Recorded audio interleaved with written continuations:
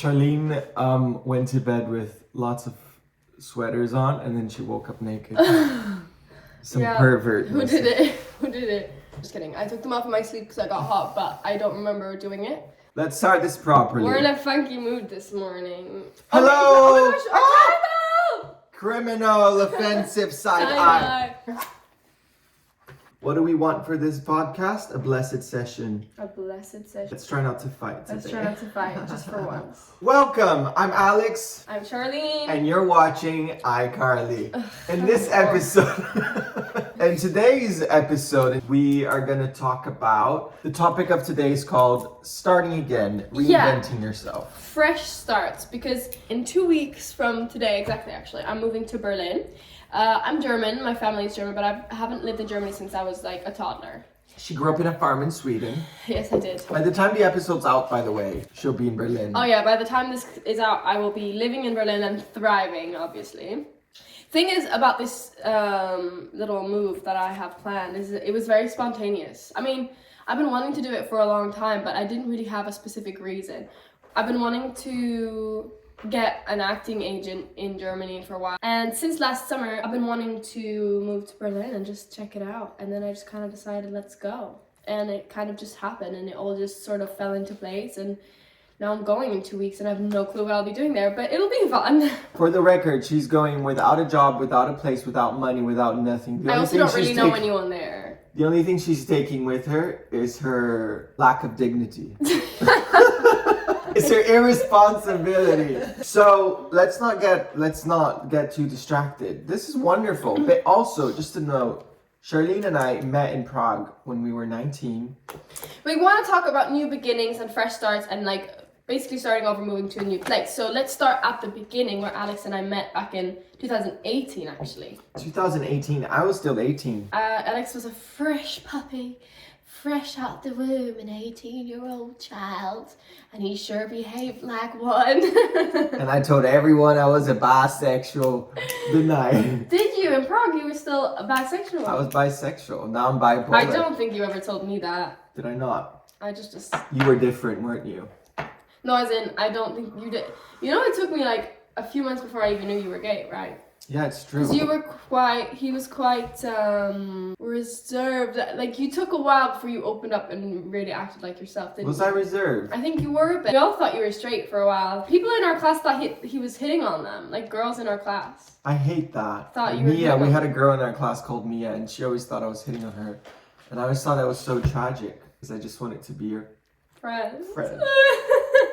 Wait, We're talking about fresh starts. Do you want to explain to us what made you decide to go to Prague? This is such a great story because, not a great story, I like this topic a lot because I moved countries so many times in my life. Like, I was raised in Brazil, and then I moved to Singapore, and then I moved back to Brazil, and then when I was 16, my parents moved to Germany. Randomly, they moved to Germany, I moved to Germany. And even whilst I was in Brazil, every 2 years we were moving around. So new beginnings is such a big thing with me. When I lived in Germany, I had to learn German. I wanted to go to Prague Film School, which is this like arts academy in Prague. And then I did that. I met Charlene. After doing this course in Prague for 1 year, I moved to Berlin. Charlene moved to Stockholm in Sweden. And then we both together decided to move to London. And we've been here 5 years now. This is the longest I've ever been in a place. True. And now she's going to leave.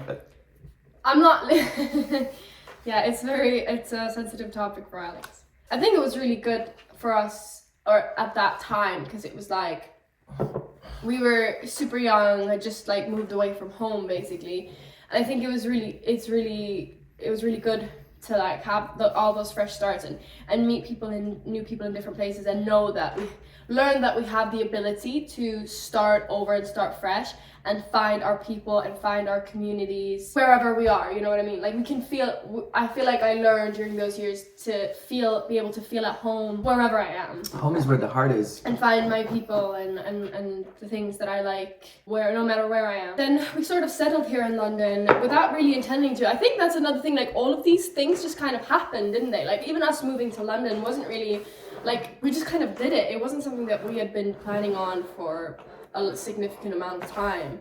We just kind of went for it. Well, with me is a much complicated story when it comes to London. Yeah, do you want to talk about that first? Tell us how you ended up here.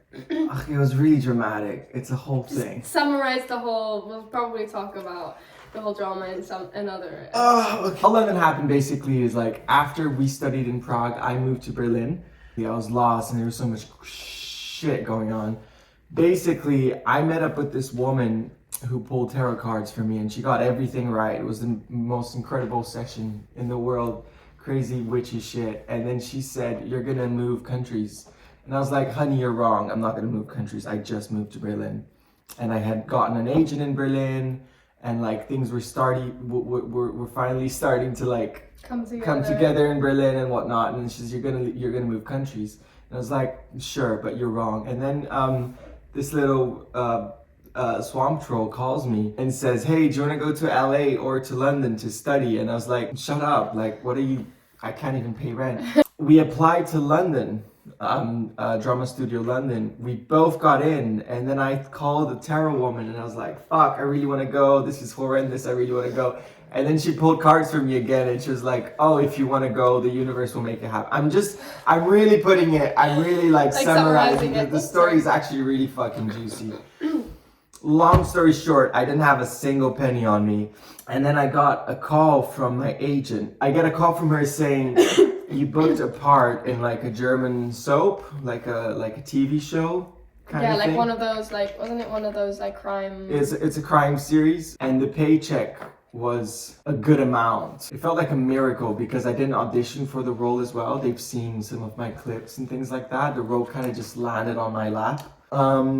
And that gave me some of the financial support I would need for London. It was still not enough because we were studying all day, working at night. We were sharing a bed with this junkie. No, we weren't sharing a bed with the junkie. Wait, Charlene and I...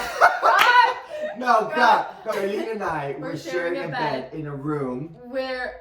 On the other room, there was a junkie. We had, basically, our housemate was doing a lot of drugs and he had a lot of people over all the time and he would smoke a lot. And like sniff anything. Yeah, so basically all of that build up was to say that we kind of ended up in London and without really meaning to or planning to, we just ended up kind of settling here for a bit and we've been here now for 5 years. I don't know what else really matters. Yes, honey. Tell the children. And that is how I met your mother. This Berlin trip feels like, I feel like I need this like fresh beginning. It's not me leaving London. I love London. I want to stay here. But I feel like I need something to just like, because I've been sort of doing the same thing for the past like 3 years. And I think I just... Are you bored in London? Maybe I'm a bit bored. I feel sick a bit of your stagnant. job. I feel like I need something to just throw me up into the air and make me a little uncomfortable for a while because I'm so comfortable here now with the like side hustle job that I have. I've had the same job for about 3 years and it's easy for me now, you know, I do it on autopilot. I'm so proud of you for doing that because at the end of the day, these are the moments you remember. The moments we take with us, like when I look back, the things that really stay with me are all the times I like left my comfort zone. My years in Prague, my years in Berlin, my years when I arrived in Germany as a 16-year-old, not speaking German, having to integrate myself in the school and learn the language and like all these uncomfortable changes, leaving your comfort zone. I don't want to sound like a straight bro podcast, but there is something really beautiful about leaving your comfort zone. I'm also craving some adventure, something to like, because the past 2 years have been somewhat comfortable. Yeah. And we can talk about also something I wrote down I wanted to talk about, which is kind of tying in with this a little bit, is the acting burnout that you can feel when you go, well, you can feel it anytime in this industry really, but I'm feeling it a little bit right now because it's been several years now of auditioning and rejection and not very many positive things that I hate to be negative about it in this way, and I'm working on changing my mindsets toward thinking positively towards the future. But it is true, like, you know, the last few years have been tough, and I do feel like I'm experiencing a bit of an acting burnout where I don't love where I don't really feel the same joy in going to acting classes anymore. It all just kind of feels tiring and sometimes a bit pointless. And I still love acting. The reason I used to go to so many acting classes all the time is because it's fun to me, and that's like where I get to do it and where I get to express myself without having the pressure that comes with auditioning. And in an acting class, you know, you build each other up, and it's just a fun, free, pressure-free environment. But lately, even that has kind of, the joy has been taken out of it for me a little bit because I'm just so exhausted by it, I think. I get that. I think it's very common to have these burnouts and to lose the passion for it a bit, because we do a lot of it, we do it in the hopes that it will pay back. I think it's really fair enough. It's fair enough. I used to have a more rough approach when it comes to like, whenever I saw actors giving up or complaining, I'd be like, they're weak, you know, they haven't fought enough and things like that. And I think life really showed us that it's not like that. Like even baddies get fucked up the ass. And I think you need to sometimes take a step back in order to gather strength to then go push forward again with even more energy and more excitement, you know. And I'm not, by the way, this Berlin trip is not me taking a step back from acting. It's actually kind of the opposite. It's just a fresh approach, because London feels very stagnant at the moment. And this, you know, actually this segues kind of into my next point, which is this whole idea of a fresh beginning and moving to a different country, moving to a new city and starting over. Is it healthy, you know, fresh start, or is it sort of like a way of running away or like avoiding and thinking, oh, me moving to this new city will change everything? But I think for me personally, I've done it quite a few times now, and I think I have enough of an understanding of, I know that just because I moved to a new city, my life isn't gonna change, you know what I mean? It's not gonna fix all of my problems and whatever. So I think I have like healthy expectations, or I know what I'm getting myself into. Yeah. But it is true that I've done a lot of this kind of running from, oh, this isn't working out, let's try this. Oh, this isn't working out, let's try this. And I used to think that maybe I haven't sat with like one thing for long enough in order to actually give it a try. Like, I left Sweden to go to film school in hopes that that would get me somewhere, and then I left. Yeah, but Charlene, this is the age. Well, there isn't an age really, but if there is ever an age where you try and experiment and move and test, it's your 20s. I am the biggest supporter of all time. Whenever somebody says, I want to move, I want to try something different, every time we moved cities or countries or whatever, I was devastated. I never wanted to move because I loved my friends. I loved where I was going. Yeah, when I was a kid and up until I was older. Well, when I was 18, I couldn't wait to leave my parents' house, but that's a different topic. But everything before that, it's just, you don't want to leave. It's so difficult. You have to start again. But I'm the biggest supporter of moving, and I really hope my life from now on continues to be full of change, full of movement. That's partly why I love acting, because every project is a new people, new group of people, new places, new countries sometimes. You're constantly adapting and being flexible. Like it is really hard going to a new country where you don't speak the language, but the resilience it gives you. You learn about yourself. There's so much, I've learned so much more in these moves than I have ever learned in the 5 years of being in London. That's because true. You're constantly so out of your comfort zone that the growth is so incredible. And it's something we take for granted. I just think if you've moved country, you have an extra layer. And I think that's something that people who've always stayed in their countries will never fully understand. That's why it makes me so angry, like this whole thing of ICE and not wanting foreigners and whatnot, because it's a really arrogant approach. Yeah. People never had to move before. And it's a shame, really, because their view on the world is so limited. Yeah, absolutely. The furthest you've ever gone is to like Spain, and you've said gracias to the bartender. Like that's as far as you'll ever come. Yeah. And then you're trying to be all opinionated on. And listen, I'm not saying it was hard for me. I'm fully aware that I'm a privileged white boy who grew up with opportunities and good education and all of that. I'm not saying I know. I would never understand what it's like to be a refugee. That's a whole nother layer that I'm not even allowed to get into because I don't know. My experience here is from a white privileged gay boy who had to adapt to a culture. and that brought me so much as a person and as an artist. That is so much of what I bring into acting as well. Another topic we can talk about whilst we're here, I don't want to take away from your Berlin experience, so I might make a note of it, No. is how foreigners, this is more for people who are not American or British. Like English speaking. Yeah, but it's another I don't think British people know the amount of effort. For Charlene, it's more effortless. Her accent is naturally perfect. I'm not saying she didn't earn it, she did. But some people don't really have the amount of effort you make on any casual self-tape. I feel like we foreigners have double that. Because our brains is working in our mother tongue. My brain functions mainly in Portuguese. There's a bit of English, sometimes the occasional German and Spanish pop in, but my brain functions in Portuguese. When I'm acting in English in your language, be it that an American role, whatever role, I'm working much harder to get that across. I'm also typecast much more. So I'm not trying to play the victim card here, but as foreigners, if you're a foreigner, I'm sure you understand, we're doing double the work. But our competition is the same. Like, Well, if I'm auditioning for a TV series that you are too, you're not worried about your accent. Do you know what I mean? Whereas that's well, this is when it comes to like auditioning for native roles, though. Like, do you know what I mean? Right? This is specifically for if you're auditioning for a British speaking. yeah. If you're auditioning for something like, you know, Peaky Blinders, The Crown, or whatever, you obviously need to sound British or posh or whatever.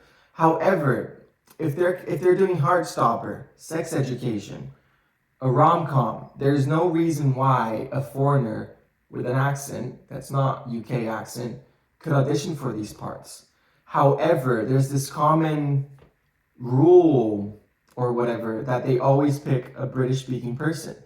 But there's no reason why a boy can't fall in love with a girl in a film and this boy is from somewhere else. You know, if they're doing a rom-com in London, there's no reason whatsoever why the lead character, boy, girl, non-binary, whatever, can't be of a German, Spanish, Brazilian background. They There's wouldn't no reason write whatsoever. it as that though, unless it was. I They think wouldn't you know write what? it as that, but they could cast as that. It really Yeah. makes no change. If anything, it gives it more character. If I show up as the lead in this show, can I do an American accent? Yes, I can. Can I do a British accent? Maybe. I'm close. The point is, if I just show up in my own accent, I don't see where the problem is in that. I think we should welcome that. Yeah. I now try to have a different approach where unless it's fucking proper American, unless I'm playing an American part, unless I'm playing a British, you know, The Crown or whatever, I always make a point of showing up in my own accent because there's no reason as to why that shouldn't happen. After all, foreigners can also live these stories. I don't see why not. Also, this which leads me to another thing. They get all these like British people to play German parts. They do the worst German accents. That's true. They don't know a single German word. I've been in multiple TV shows where it's like Nazi Germany or whatever, and they get all these British people to play German. It's horrendous. They can't do it. Your Duolingo didn't save you this time. Neither did your dialect coach. It sounds shit.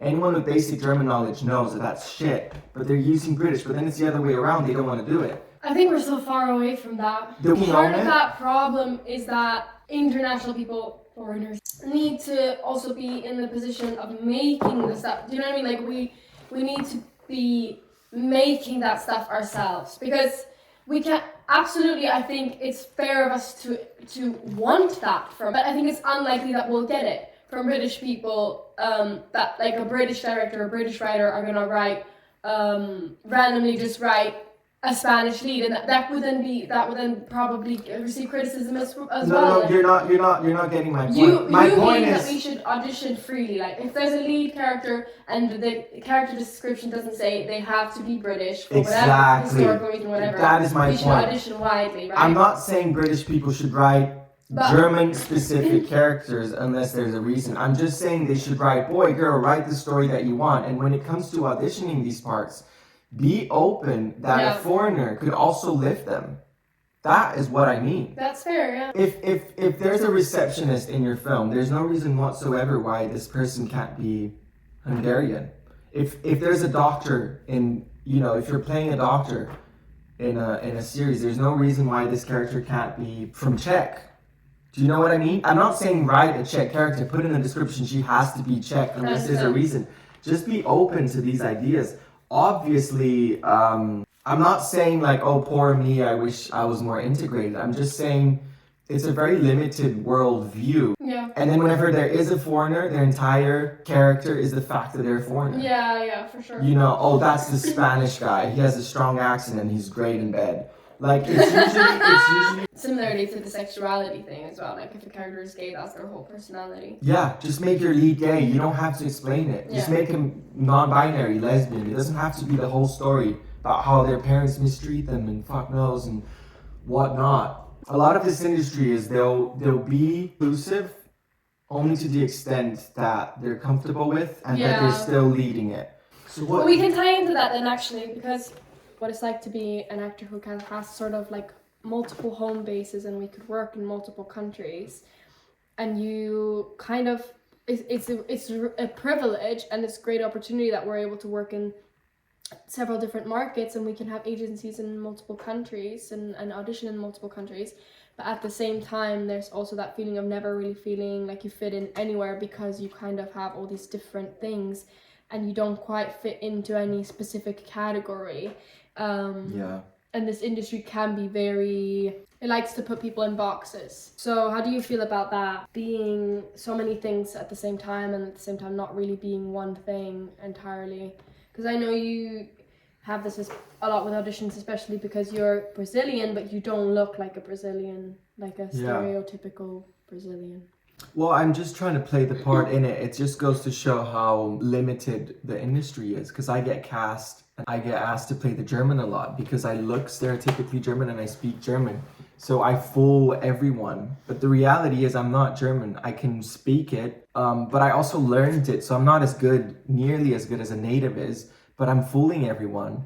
Yeah, we do have to put on a lot, put on things a lot, like put on accents and change the way that we speak, because our actual backgrounds and our actual accents, the way that we speak, doesn't fit anywhere. So we do have to constantly like change ourselves and adapt ourselves to a certain character or a certain sound or a nationality or whatever. So it is really nice when we do get the chance to be ourselves and to speak with our own accents, although it's extremely rare. It's really rare. I did a film this year where I played an influencer and I was just ready for him or for the crew to be like, we got to do something about your accent, be American or whatever.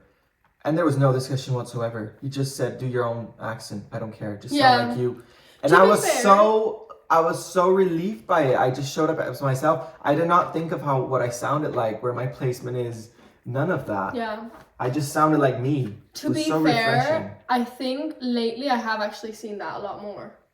Thank God. I'm starting to see it more and more here and there. Like I got a self this week actually, where they just said just whatever, do your own accent. Yeah, but when they say that, they do say use your own accent. Shout out, great stuff. But I wonder if they don't mean in the UK there's so many. Feel free to stay within that. When they say use your own accent, I don't think they're expecting the Spanish people, you know? Fair enough. Maybe they're open to it, but it doesn't even cross their mind. But it's funny what you also said, like that when you're constantly moving, you don't really know where you belong. That's something I have is I don't know where home is. It's an amazing skill to have to be able to feel at home anywhere, but it also kind of leaves you in this same... What was that? You had some shit in your ear, sorry, go on. At the same time, you also have this feeling of not feeling entirely at home anywhere. Yeah. Like you don't feel like you fully belong. Not that that's a problem.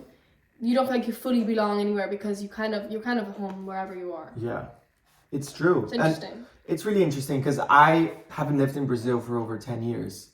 So I feel like an outsider there.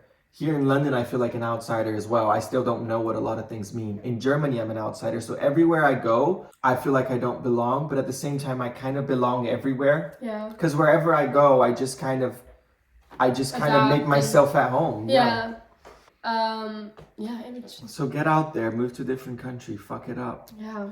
It's also so reinvent yourself. It's so beautiful to be in a different culture without any judgment on how things should be. Yeah. Have you had, how many actors burnout have you had, and how many times did you have to reinvent yourself? God, too many. I have them like all the time, every 6 months, every year at least. I think it's 1 a year burnout kind of thing. One a year at least. Yeah, I think maybe that's another thing we can talk about is how to make this a sustainable life, because I talk to my friends back home who don't really understand what I'm doing, right? And they every time I go home, they'll ask me, so how long are you gonna keep doing this? So every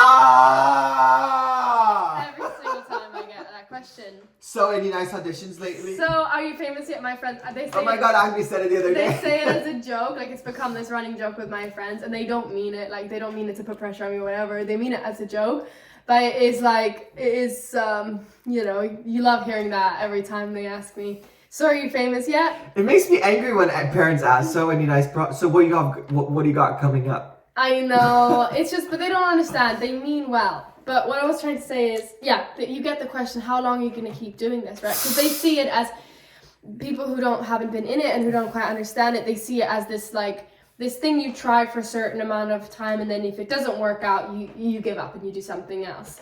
But we don't see it as that. We see this as a lifetime Well, thing. I used to see it as that. Okay, well, we don't see it as that anymore. Yeah. We see it as, this is our life, this is what It's not like, doing. it works or it doesn't. It's not we found it in between, didn't we? You have to be able to make it a sustainable thing, because you never know what's gonna happen, and if you're ever gonna have that blow up moment that you imagined when you first started doing this. So how do you make it a sustainable thing that you don't give up after a few years? Listen, that is like to be or not to be, but I have a few theories on that. Go on. I think the reason actors Care to share, perhaps I will, if you don't mind. I think the reason actors burn out is because we are so attached to results. We're always do the audition hoping we book it. We always do the acting class hoping we're seen. Everything about acting is result related. I think the reason it goes back to enjoying the journey. Yeah. Is to thinking, if there was no outcome whatsoever with this, would I still do it? And that's the thing to focus on.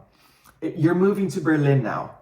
If there's no outcome whatsoever, if you don't book an agent, if you don't make any friends or whatever, I'm sure you will it still be worth it? And the answer is yes. It's the same thing with acting. So much of what I did in acting, everything I ever achieved felt ridiculous and shit, because I always wanted results, and I always wanted big, massive, gigantic results. So all of the nice things I got, all the TV series I booked, all of the short films, the plays I did, they never felt gratifying because they were never big enough for my ego. And now what I'm trying to do is, I don't want anything from this. I'm just happy to do it. This podcast, I don't need people to watch it. I'm present. I'm enjoying having this chat with you. I'm glad I can get all these ideas off my chest. That's all it is. If people watch it, if they don't, I don't give a fuck. Yeah. It's the same with auditions. I want to go into auditions and think, I want to read this part. I want to live this character for this, 2 minutes that I have, and that's that. If I go on a date, I don't care if we fall in love or not, if something happens to this or not. No. If nothing happens, if I never see you again, I still want to have these 3 hours with you and enjoy this moment, regardless of the outcome. Otherwise, it will be exhausting, and the outcome is never as intended.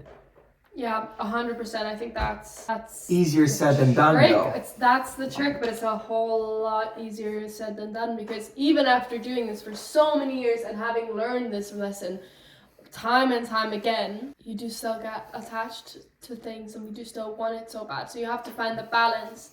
You have to find the balance of of wanting the best, of aiming for the moon every single time. Because obviously, if I go to Berlin thinking, oh yeah, if nothing happens, it's fine, whatever, I'll just spend a few months in Berlin, like, that's, I at the same time need to have the mindset of saying, I'm going there, I'm gonna get an agent, it's gonna go well for me, and you have to be able to think the best, but also be okay with no results at all, which is so tough. But I think this is not to be confused with having no expectations.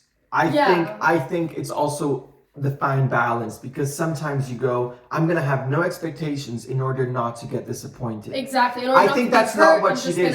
immediately set my mind on it's not going to work out anyway, so that I don't get hurt. Yeah, I don't think that's the approach either. It's not, oh, I'm gonna tape this audition. Why do I bother? This happens a lot. Why do I bother taping? Why do I bother audition? It's not like I'm gonna book it. You're right, you're probably not gonna book it. The likelihood of it is you're not gonna book it. That's just the odds of the game. It's like winning the lotto. You're not gonna win it. Sometimes it happens. We've been fortunate enough to book stuff. It's not that. It's more, I'm gonna enjoy the process of this, regardless of the outcome. And I'm gonna do it because I want something from it. It's like I used to run to my muggle job, couldn't wait to get it done. Now when I'm at work, I try to somewhat enjoy it and not rush to be out. Yeah. Does it always work? Absolutely not. Yeah. Absolutely not. You still have expectations. I think a lot of faith comes in this whole approach because you need faith. You need to know that you're not in charge of what happens to you. There is some higher force, or there's other games at play, there's other shit going on that I have no access to, no idea what the fuck that is, but eventually everyone gets a piece of their cake. Sometimes you're the audience member, sometimes you're the actor on the stage. But wait, so what do you, when you have a burnout, that's the thing as well, is like, we talked a lot of it is abstract. Now, don't tie yourself to results. Are there more concrete things you can do when you have a burnout? Good. You know what? That's I'm sure you know. Good question. I should know, but... Start a podcast. Start a podcast. This is the result of a couple burnouts. Have a meltdown, you've earned it. For free. I'll give you this one for free. I think... Who cares what you think, really? I care, Charlene. Well, okay, I've had many moments. I feel like there's two different moments of this, like... of these like dumps that we land in as actors, for me personally. One is the one where it's like it's gone a long time without you seeing any results, and you've been planting seeds and you're just not there yet when you see what them start to grow, and you can reap what you sow, and you feel like everything's pointless and nothing you're doing is paying off. And then the other dump is when you get a big slap in the face, like a massive disappointment. Like, for example, you get really close to booking a role and then you don't get it on the final line between you and one other person. Or let's say you do book a role and it gets cancelled, whatever. It happened to her, by the way, but this is not about me. Continue. Those are the two different like dumps that we tend to end up in. And I think with both of them, it's important that you take a moment to allow yourself to be angry and to be like, and to be disappointed and sad and upset, and allow yourself to be like, fuck this shit, and put your attention in something else. Pour your energy into something that's maybe a bit more gratifying. I don't know, whatever. Sure, you can think of something. Personally, I struggle with thinking of things like this, but for me, that tends to be acting class, or my friends, people around me, family. Go on a trip, book a fucking holiday. You deserve a fucking holiday. That's usually when you go on a holiday, that's when you get an audition. Best way to book an acting job, book a holiday. Yeah, just whatever. Put your energy into something else and allow yourself to like be angry at the industry or whatever. And then when you've got that out of the way, you can you can brush it off, and you can realize, do you know what? It's actually not personal, and there's nothing else I'd rather do. I think every time what I tend to tell myself is, well, what's the alternative? Is I give up and I do something else. Well, what the fuck would that be? I don't want to do that. So you might as well just get back on the horse. And then you can start fresh, and you can come back with more energy, and you can tell yourself, fuck it, I was there in the dump. I thought the alternative was to give up, and I chose not to, so I might as well just keep going. And you come back with fresh energy, and you start again. And I think that sometimes can be really useful, because if you're constantly, you do get tired, and you get exhausted, and you get burned out. And you need a little break every once in a while to like rekindle that fire, and to every time I go on a holiday for example, last summer I went to Sweden for 6 weeks. Every time I come back from something like that, I have more energy, and I feel like I can pour that back into this. And I think another thing is seeing acting as a job. I was always so reluctant to seeing it as a job, because it's everything. It's more than a job to me, right? And it's been everything to me. It's what I love, and I hate to view it just as a job, because it's so much more than a job for me. And it's my passion. It's my how I express myself, and I put everything that I am into it. So, and that makes you take things very, very personally. And I think seeing it as a job helps you not just take a step back from it, and view it as this isn't about me as a person. This is about a product that I'm putting forward. I hate to talk about myself as a product, but you are in a way a product as an actor, and the way that you present yourself is a product that you're selling. It sounds horrible, but it is. And if you start to view it that way, no matter how shit it sounds, you can actually take a step back away from it, and you can see it as a separate, almost like it's a separate thing from you, a separate person. The actor that you're presenting out there to the world and to this industry, it isn't you. You can take a step away from that, and it not only just makes it helps you have a healthier relationship to all the rejection and everything, but I think it also helps you actually. It's made me feel more confident about marketing myself and putting myself out there, because I don't feel like if I'm trying to sell myself to, I don't know, I'm applying to a new agent, or I'm going into an audition room and trying to like put my best foot forward and present myself as this confident person who doesn't care what other people think of me, which isn't true about me as a person, but it makes it easier to put yourself forward, and you don't feel like you're bragging or pretending, because it isn't you. It's almost like you're even acting before you're acting. I don't know if that makes sense. That makes sense. Yeah, but the burnouts, they're crazy. I think I used to have this belief in my mind, like, I'm gonna work really hard for 1, 2, 3, maybe years, 4 maximum. I'm gonna get discovered, obviously. And then I'm gonna book a really good job that gets me out there. And then from there onwards, my life will be sorted. Yeah, it will be sorted. Like, my only challenge will be, how do I portray this character? My approach now is different. I'm not seeing it as a sprint. I'm seeing it as like a long marathon with breaks and, stops and, redirection. I feel like we're less in a hurry as well. I'm trying to. This is something my whole life I've been like, quick, I'm desperate, I'm thirsty. Like, I'm desperate, like, accept me, take me, pick me, love me. Now I'm more like, okay, I'm good. I have food in my stomach. I'm rested. But I see it in you a lot lately. You used to be way more anxious and desperate. panicky about it. This is my one shot. Like, I need to book something this week. You don't get it. My life depends on it. Do you know how serious this is? This audition needs to be perfect. I need to Meryl Streep it. I need tears, I need sweat, I need to blow them away, I need them to see me, look at me. I'm not like that now. No, you're not. I put on muscles, I slept, I'm rested, and now I see this long ass journey ahead, and I'm taking my time with it, in it. Yeah, but I think that is something that you have to, in order to be able to keep doing this for the rest of our lives, you have to get there. Yeah. Well, unless you're lucky and you blow up within the first 5 years. And honestly, it's out of your years. control if you're gonna blow up or not. It's not up to you. You can be wonderful. You can be the new Meryl Streep. I don't give a fuck. I hope you get picked up, but you might not. It's just the reality of it. You might as well have fun. Fuck about for a bit. Fuck about, suck some Move dick. to a new country. Yeah. Buy a pet hamster. Why not? Honestly, buy a fucking pet hamster. Yeah, do it. Get a boob job. You've earned it. I mean, anyway, I think we've talked for a long time today. We've talked a lot. We had a lot. I hope Charlene goes. Say. I hope Charlene, your life in Berlin is full of blessings and challenges. I think it will be. Good challenges. No, I didn't mean that. I don't mean challenges, but like positive challenges. Yeah. New beginnings is so good. Should we blow out this candle wishing me all the success in the world? Namaste. Namaste. Good vibes nice. everywhere.